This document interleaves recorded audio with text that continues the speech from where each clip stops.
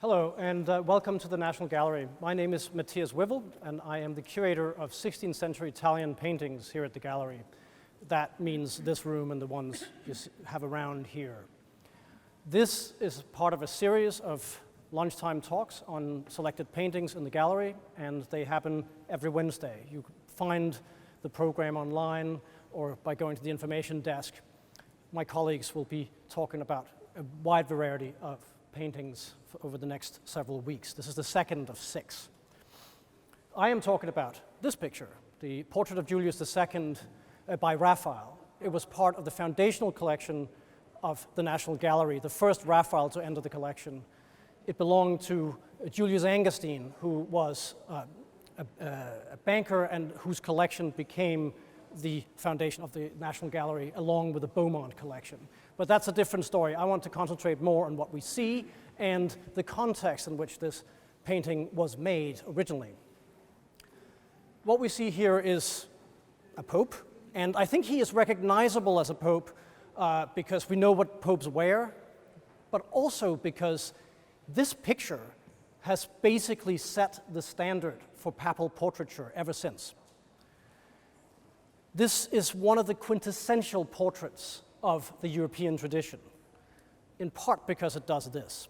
It's a portrait of power, but it's also a portrait of strong personal resonance.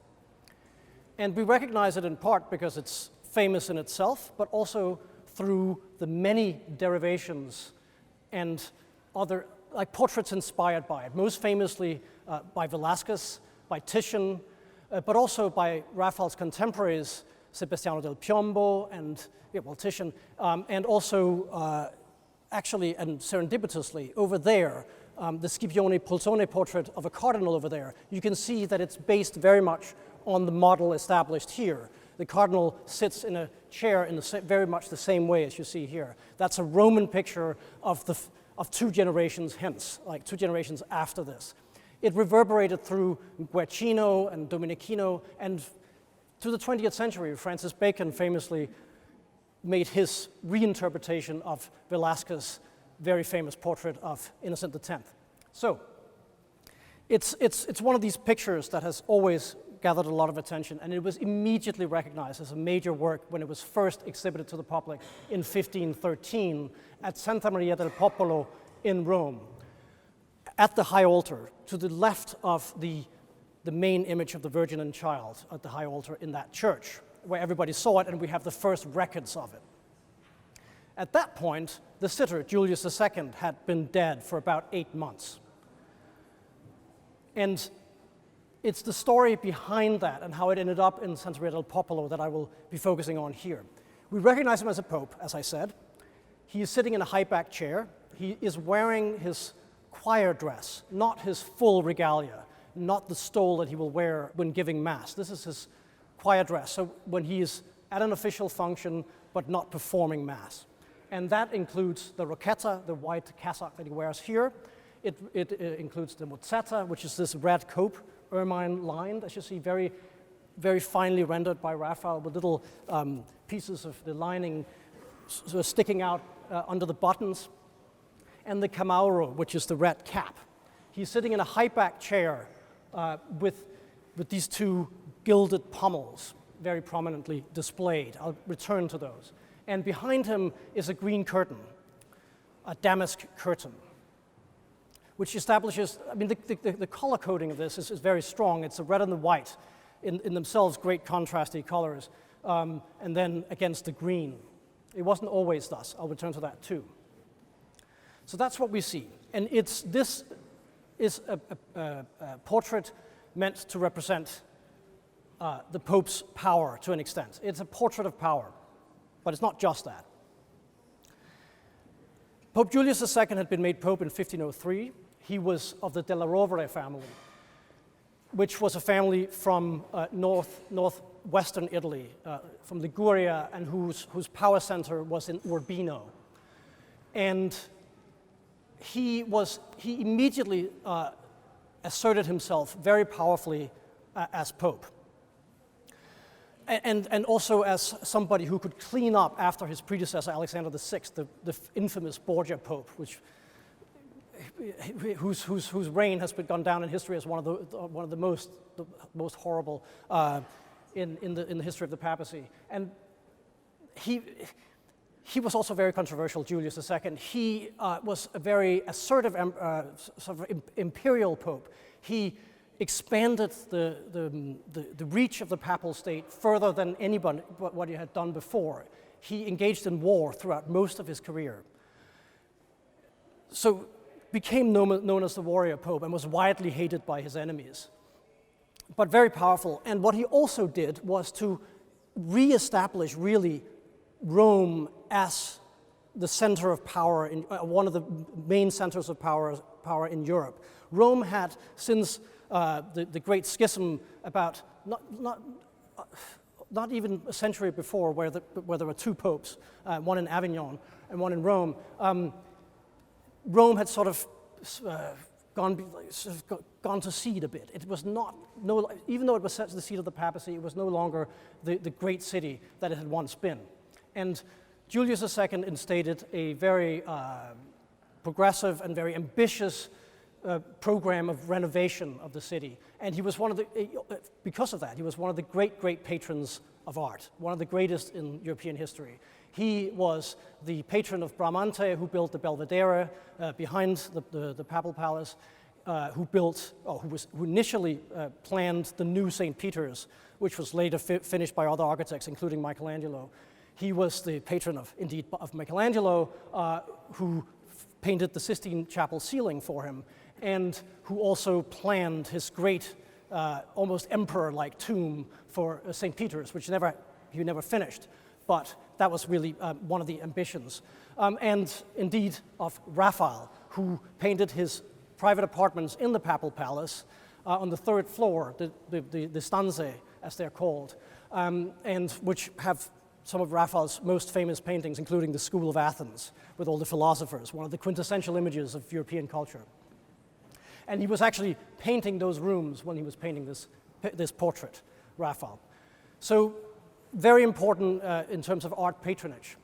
I've used this term, an imperial pope.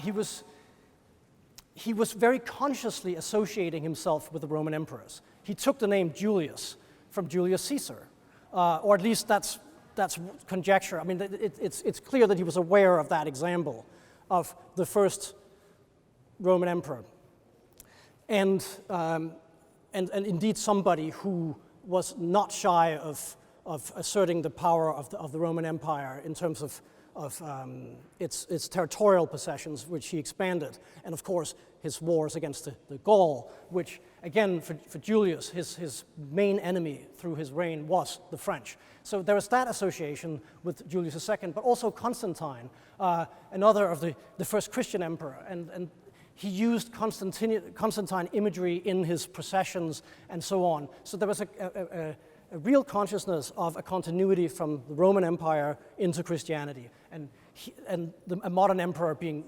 synonymous with the Pope. At the same time, there's a very regal quality to this portrait. It is based on portraits of kings. He sits in a throne. It's the throne of St. Peter's. It's not a secular throne. It's the papal throne, but nevertheless, and the ermine-lined and red mozzetta connotes something regal as well. So there are those very, very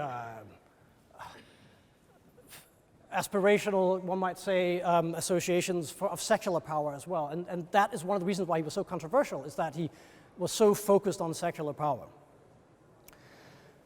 So that's what Raphael is painting. He's painting a portrait of power that asserts these connections.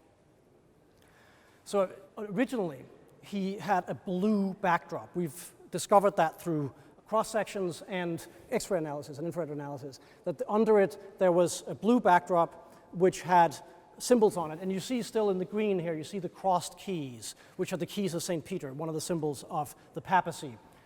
What also would have been there was the papal tiara, which is also a symbol of the papacy, and then probably, a third symbol, probably the crossed oak branches of his family.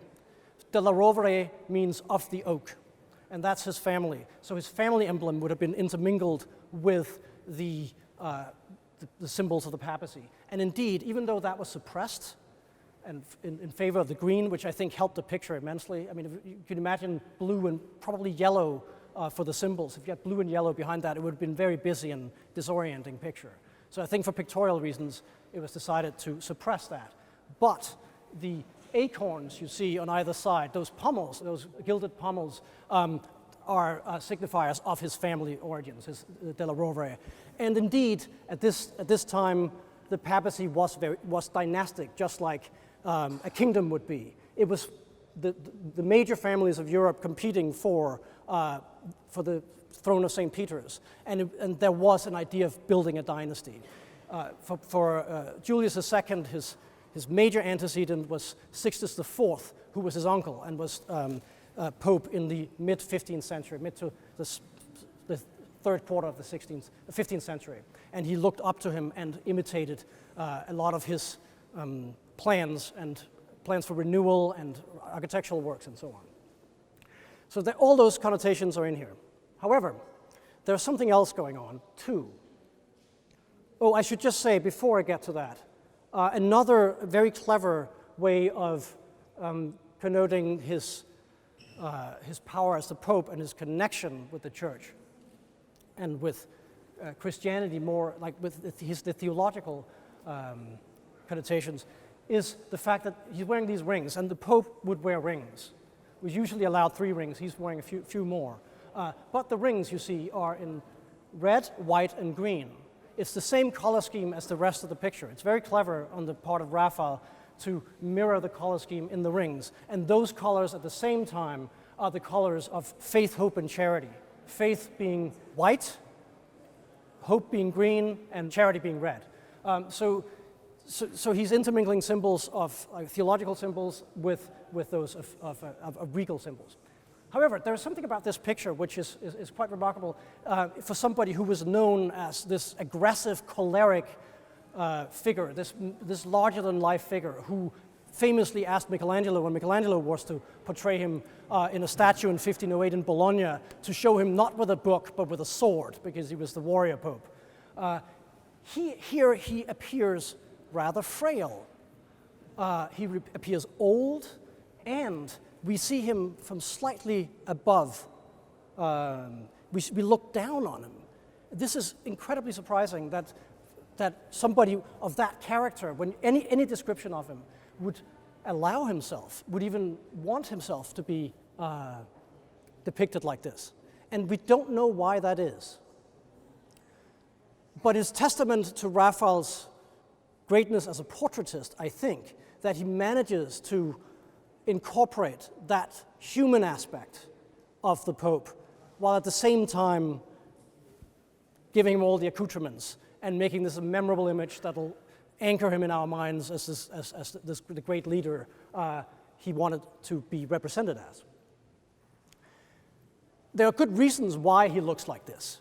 He was in his late 60s, which was old for this time, and he was plagued by illness in these years. When on campaign against the French in Bologna in the autumn of 1510, he fell ill and was very seriously ill. And while he was in bed with his illness, he started growing a beard. And this is something, when people saw this picture at the time, people who would have seen this picture when it was painted, one of the things they would have first noted is the beard he's wearing here. That was very unusual for an ecclesiastic from the Catholic Church to be shown with a beard. But he grew that beard, probably because he was sick and didn't have time to, for a barber to come in and help him. But he turned that into a device, a symbolic device that everybody knew about. He vowed, he called this a penitential beard. Bologna had been lost to the French. And he grew this beard and said, I will not shave before the French are expelled from the Italian peninsula. And in that, he echoed his predecessor, Julius I, who was a 4th century pope, just after Constantine, who also warred against the Gaul and wore a penitential beard. So there's a lot of historical awareness here. So at this time, he returns after he recovers miraculously from this illness. The people were actually afraid he was going to die. He recovers. He comes back to Rome. Bologna belongs to the French at this time, And Raphael takes his likeness. At this point, Raphael is also painting, he's finishing up in the Stanza della Segnatura, which is the great room with the School of Athens and the Disputa, where there is a representation of Julius with a beard in the guise of Gregory IX, another historical reference, which is based on this portrait. It's the exact same outline of the picture. This portrait was used for that. That's why we can date it so clearly. And that fresco was finished in August of 1511. So this picture is painted in the summer of 1511, almost certainly. Then he wears the beard for a bit longer. He falls even more ill. And this is a time of great, also of great instability in the church. There is a strong challenge, not just a military challenge to the power of the papacy from the French, but also an ecclesiastical challenge, a challenge within the church. The French are trying to make him illegitimate as an emperor and create a new schism at this time. And many people are unhappy with his sort of dictatorial approach to being pope. So there is a council forming at Pisa that meant to illegitimize him as pope at this time in 1511. It's eventually displaced to Milan and then goes to Lyon, and nothing really comes of it. And in the autumn of 1511, Julius II calls the Fifth Lateran Council, which really brings a lot of his supporters back into the fold and reestablishes his authority. But this is a moment of crisis for him. This hasn't happened yet. At the same time, there are deeper undercurrents of problems in the church, which eventually erupt into the Reformation. And there are, under Luther and so on, but that's after Julius's death. But this is already happening. It's a moment of great instability in the church. So there are many concerns. He has many concerns. He has physical concerns. He has concerns of age, of legacy, but also political concerns, and so on. So it makes sense, and Raphael is capturing this. He looks inward, he looks down, his eyes are deep set, and I can't help but think that this is somehow, it must have been sanctioned by the Pope. And as I said at the outset, the portrait was initially displayed after he died. He died in 1513 of this ongoing illness that he'd had. There had been several false alarms where people thought he was going to die. And then he came back, and this became part of his legend that he sort of prevailed over this fatal disease that he had. But finally, he died in 1513, and 8 months later, this is displayed to the public at the church of Santa Maria del Popolo. Was a very important church for his family. There are family tombs there. His uncle Sixtus had modernized it, and he had continued the modernization with Bramante, his favorite architect. And it was where he had launched several of his campaigns to going towards Bologna, coming back. It's where he established the military alliance of the Holy League against the French, also in early October 1511, I think it is. So it was a politically and personally important place, and that's where it was displayed and became famous. Before that, it was not famous. Nobody could have seen it before. There were no copies of it or anything like that. So it must have been kept private. It may have been that this was a picture that Julius wanted as an ex voto to the Virgin of Santa Maria del Popolo. That is, an ex voto is a way of declaring your faith and atoning for your sins, before you die. And that might be what this is. That this is, in that sense, a personal picture commissioned from the greatest portraitist in Rome, and indeed, maybe, arguably anywhere at this time. There are a few rivals, but still. It was not meant to be seen by the public. And then after his death, it became what it was. That may have been the reason. There may have been other reasons. We don't really know. It's one of the great mysteries of this picture. This very personal picture, which has a great realism about it, and a great psychological insight. I think I will end my talk there. It really bears looking at very closely. The details are astonishing. even the way that his beard is slightly unkempt, this famous beard is slightly unkempt, and you'll see sort of wisps of mustache. It doesn't quite have a mustache, but there are wisps of it. It's not quite like the grooming one would expect. And this is an aside. This is maybe a funny aside to just throw in here. The fact that the reason he doesn't have a mustache is actually fairly interesting. It has theological implications. It's because, as I said, beards were not worn by ecclesiastics at this time. It was frowned upon for priests and bishops and whatever to wear beards because that was associated with the Eastern Church. And it was associated with Muslims and Jews, all like people who didn't get it, who didn't understand the faith as it should be. So beards were frowned upon and hadn't been part of the accoutrements of it. There was actually a law against them wearing beards, any ecclesiastic in the Catholic Church. So he's breaking with that tradition, which has gone for about a century or something at this time. But he's making one compromise, and that's by not having a mustache. Because when you drink from the chalice during Eucharist, the wine will get into your beard and look very unseemly. So therefore, there's no mustache. This is so that's the compromise that he. I should add that at this time, and indeed you'll see that, not so much in the pictures right here, but if you go into some of the other rooms, you'll see a lot of bearded sitters. And indeed you'll see it in the later Roman pictures over there. There's the pulsone, our special pulsone display over there. Beards were coming into fashion, and gentlemen started wearing beards. And I think it was frustrating to a lot of priests at the time, not that they couldn't.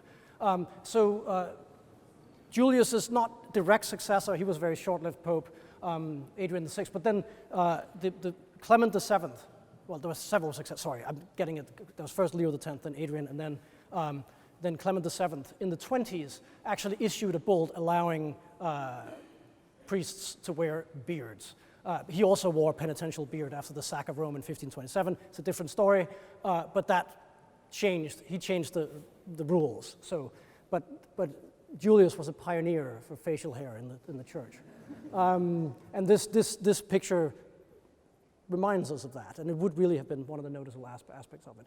That was a huge digression towards the end, but I would encourage you to come and look at it more closely because it is. Strangely, one of these, is sort of almost miraculously, I think, it's one of these pictures that manages to fuse the almost mythical with the deeply personal. Thank you.